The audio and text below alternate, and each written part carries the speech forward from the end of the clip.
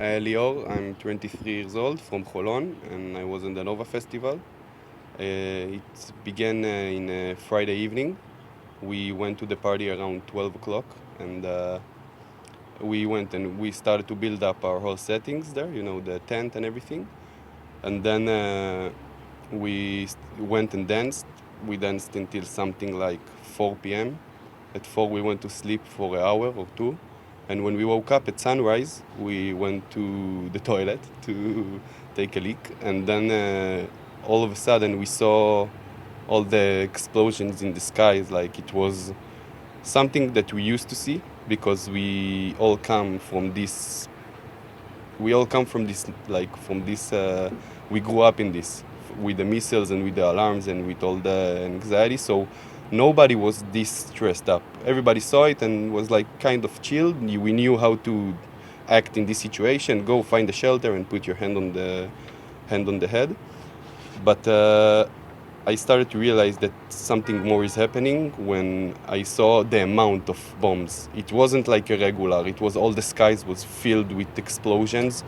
And I told myself in my head, it was just a matter of time before a rocket will fall on us, like small pieces from the rocket. So I took my friend with me, Yuval, and I told him that we need to get out of here, like as fast as possible. And he was kind of shocked. He wasn't he didn't understand the situation. He wanted to stay. He told me let's find a safe place and stay and we can find a shelter here and then continue the party. And I told him, man, no party no more. It's over. Let's get out of here.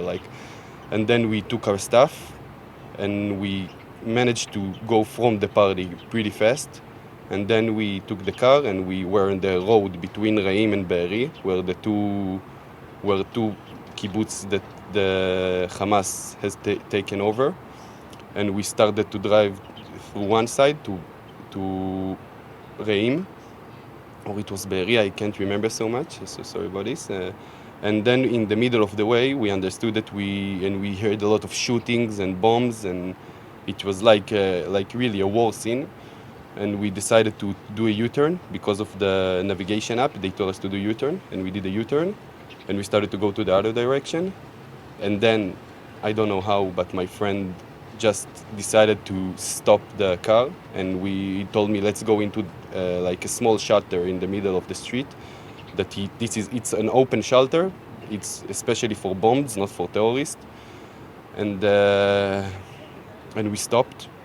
And it was by luck because after we stopped, a lot of people that continued to go to the direction that we wanted to go, they got killed and they got shot and they really started to a lot of people died there where we stopped, and we went into the shelter. And I remember that we were something like 30 or 40 kids, really only kids, 23, 22 years old people in the shelter, in the small shelter. And I saw a lot of people that coming injured and with a lot of blood on them in. And then after 2 minutes that we went into the shelter, it started like a fight just outside our shelter. And we could hear the bullets flying all around. And I was in the military and I was in a combat unit. So I know the sounds of gunshots, and I know how it's feel to be in not easy situations, but it was nothing like this. You could hear people screaming, running for their life. You can hear Arab people screaming in Hamas terrorists screaming in Arab. You can hear grenades exploding, really people screaming for their lives. And we were there something like 1.5 hours, 2 hours when we felt like we were about to die. Basically because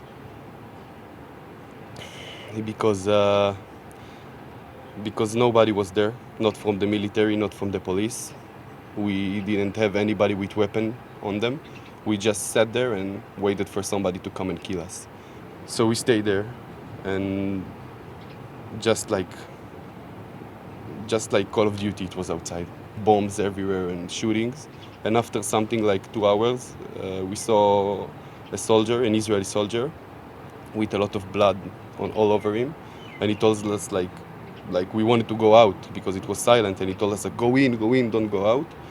And after half an hour after this, we just ran off. I took my friend and other people took their friends, and we like, okay, went into the car, starting to drive. And when we drive, so much gunshots all around us, people dying, like really you don't see no army, no police, no nothing. You feel like totally alone. And I don't know how, but by miracle, nothing happened to us, like not even a scratch on the car, when all the people around us are dead and like bullets inside every car that I saw. Like our car was completely safe, and we managed to escape there, to back to the center of Israel. You said like you, for more than an hour, you basically waited to die. What went through your head in these moments? In the beginning, like I told you, it was especially anxiety. Like I felt like I don't have any air, and I felt like everything is closing on me and I need to get out. But after this guy like shook me and took me and told me like, you're not going out of here, I started to understand that we have a lot of people that are really scared there. A lot of people screaming like inside the shelter, people screaming and like calling their parents and telling them we are about to die, I love you, you know, all this kind of stuff. A lot of people like did pee themselves, you know, and really scared that much that it's crazy. And when you see it, suddenly, you know, you get out of your mind and you can see it actually and not be in the anxiety. You understand that you need to do something, even if you don't have anything to do. Like you don't have a weapon, we don't have a rock on the floor, nothing. So me and another guy there, he stood like really in the entrance of the shelter, like but on the side so nobody can see him. And I stood behind him and I was like, okay, if a terrorist come inside, it's or we just let him kill us, or we trying to fight a little bit for our lives. So this is what we did. We just stood there and waited for like somebody to come in, for something to happen. And we tried to hear like Israeli soldiers. Every time we heard like somebody talks in Hebrew, we screamed like Tzal, Tzal, the IDF, like IDF, and nobody responded to us. And I remember like this one particular moment when we stood there and we tried, me and the other guy, we tried to keep other people silent for the terrorists to not find us and kill us. And people really like screaming and everything. And then we heard like a loud, really like gunshot inside the shelter. And then everybody went silent. And then we heard like a couple of screaming in Arab. And we were sure like that, okay, this is the end. Like we were sure that like it sounded like so close to us, really. And then we heard like a lot of gunshot directing to this place. So we told ourselves, okay, somebody's shooting him, like, you know, somebody's trying to save us. And then just silent. 5 minutes of silence, no bombings, no gunshots, no nothing. We wanted to go out, but then it's kept going again, like the gunshots. I mean, luckily you got out, but you said you know people who didn't, right? Yeah, I have one friend that lost his brother. Died in the. He was one of the first people to arrive to the scene with a handgun, and he died. And I have another friend that was with me in the party. Like he came to us, and his brother got kidnapped. And I know so many people that just died, and so many people that have scars for life from this situation. You know, we are going through things. When you are an Israeli boy, 18, you just finish high school, you go to the army and you see fucked up shit and you do things that no 18 years old kid should do. But this situation, when you are just being killed, not because any conflict, not because anything, just because people wants to kill. People wants to rape, people wants to kill, people wants to see blood, burning children alive. And you think about it and you're telling yourself, it could be me. The other people that died there, it could be easily be me. And like, it's not fair. It's not fair that people lost their life like this when they wanted to go party and have a good time. And so many people lost their life for nothing. Only for, I don't know. Really, I don't know why. And we're trying to get over it. We talk a lot. I talk a lot with my friends, mostly. But in the last time, I started to understand that in the last 2 days, I started to understand that I need like a psychological therapy. Like because I feel it sitting deeply inside of me, and I feel like I'm stopping myself from really thinking about it. I'm trying to volunteer and I'm trying to do other things, like to keep my mind busy, not to think about it. But in the end of the day, when I'm sitting alone in my house, in my home, it's hitting me. You just, every post you see, you hear the news and you just want to break. You want to fall apart, million pieces. But then you remember that you need to stay strong for your people, for your family, to go to do something to defend the country. Do you hope you'll ever be able to go to a festival again?